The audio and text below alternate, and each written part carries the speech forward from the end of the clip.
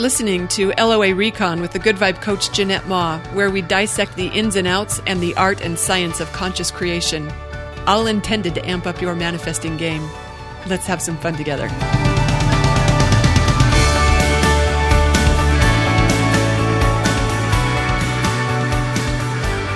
Thanks for tuning in for another episode, everyone. As soon as I pulled out the microphone, Fairy Kitty jumped down from her nap spot to come say hi. So if you hear anyone purring, that's Fairy Kitty saying hi.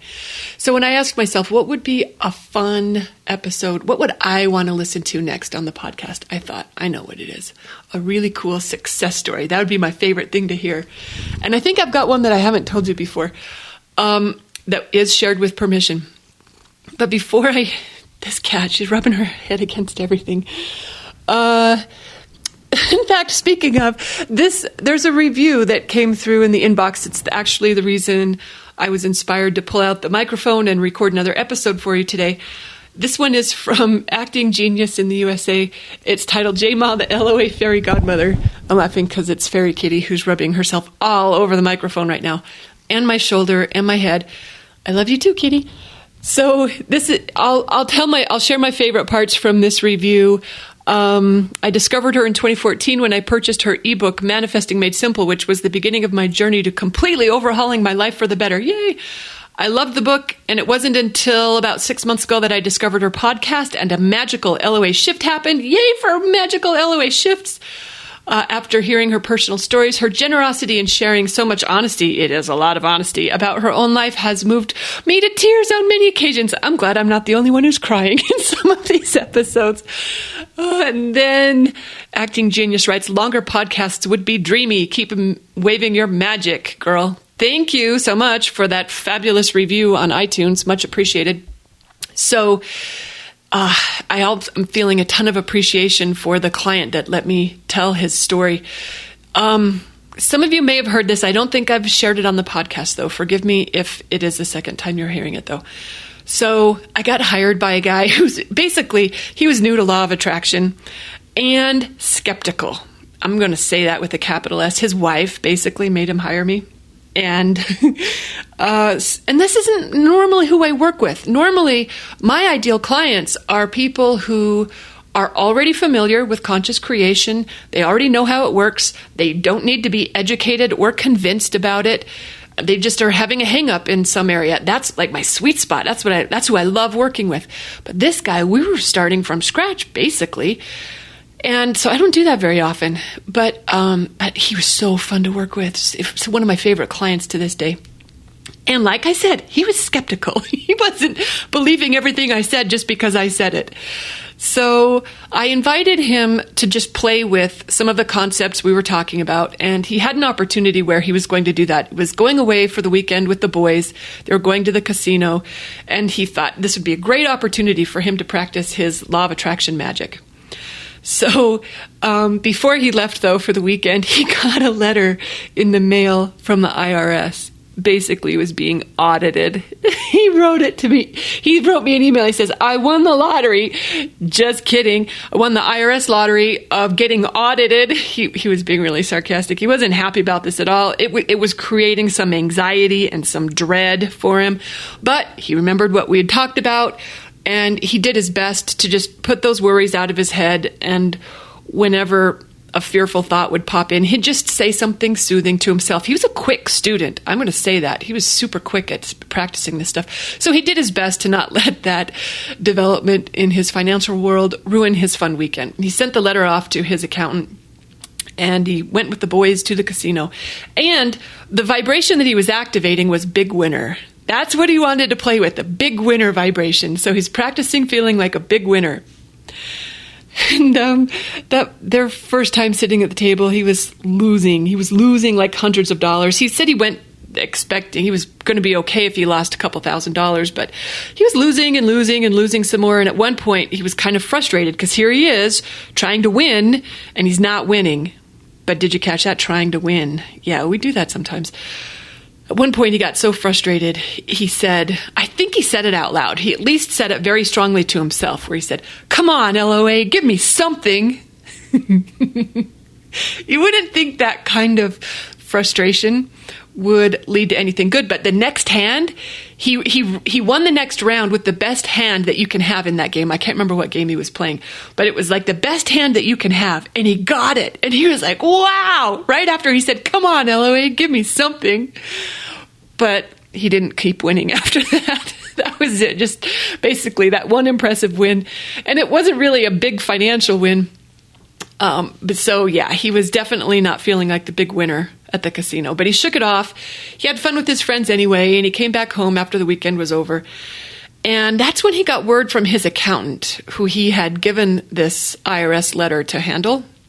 The accountant told him that in the process of looking up the information that he needed in order to respond to the audit letter, he found an account that he wasn't familiar with. And he asked his client about it. And my client was basically like, I don't even know what you're talking about. You must have something wrong. In fact, I remember how he was questioning. He loved this accountant, but the fact that this guy was asking him about this other account, he was like, this guy must be incompetent because what he's talking about, it doesn't exist. It turns out it did exist. It was an account that was set up by his former employer. It was a retirement account, but it's one of those retirement accounts you don't see very often. I used to work in the banking world as a retirement plan administrator, so I knew exactly what he was talking about. And it's the kind of account that not everyone gets at the company. It's just for a small handful of usually top executives or key people. You're allowed to discriminate basically with these types of accounts. So you don't have to give it to everyone. And it's mainly set up for some tax benefits for the company, for the executive. Sometimes it's used as a recruiting tool. But a lot of people really don't pay much attention to those sorts of accounts. But again, when his accountant was looking up, what he needed in order to respond to the IRS, he found this account with my client's name on it. And at the time that it had been, when he quit the company, it had like a couple $100,000 in it. And that had been a couple years ago. At the time that the current value of it was over $500,000. $500,000 that he didn't even know he had. In fact, he said a couple of things to me that make me laugh. One thing was, look, Jeanette, I do all right, but that's a lot of money. And you know what his thought was? What kind of idiot loses track of $500,000? Here he was criticizing himself when he just got a $500,000 windfall. If that isn't a beautiful manifestation of activating the big winner vibration, I don't know what is. I love that story. Gives me goosebumps to this day when I tell it. And you know what it makes me think about? How, look, sometimes when we activate the vibration, often when we activate the vibration, we don't get immediate results. There's that thing called the buffer of time or the time delay where it kind of takes a minute to catch up with us. And so it didn't catch up with him when he was at the casino, but I think there's another reason it came to him through a different avenue. Often, when we think we know how something's going to happen, it's like, in my mind, I have this visual of how we're looking for it to come through this particular door. And we're watching that door like a hawk because we know what we want. We know how we think it's going to come. And we're watching and watching and watching for it, just like sitting there at the casino table looking for your winning hands. And when we have that kind of an eagle eye on it, it often creates, I think I've heard this phrase from other law of attraction teachers. I don't think I made it up, but I understand what they mean when they say we create a charge on it. Just a little bit of a negative or a striving or a wanting that isn't in the best alignment with the having.